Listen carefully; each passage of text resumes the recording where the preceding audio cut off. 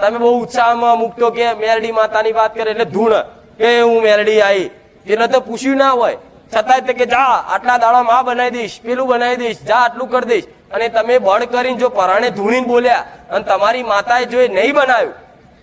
તો તમારો ધૂણવા પર મજાક થશે કે જો ખાલી ખાલી ધૂણીને મને બોલ્યો અને મારું કશું થયું તો તમે દુઃખી થશો કે માતા તું ધૂણવા આવસ પણ હું બોલું છું એ તો ફરતું નહીં, પણ માતા તો ચો બોલે તું, માતા પહેલા તો તું કૂદકા મારી કહે છે કે જા તારું આમ કરી આલી તેમ કરી આલી. આ ધૂણવા વાળા માટે ખાસ પેલા રવિવાર કીધો ફરી કહું છું, તમારી આસ્થા ટકાઈ રાખવી હોય ને તો આ બધું જાળવવું પડશે. કોક પૂછે ને એનો જવાબ આલવો.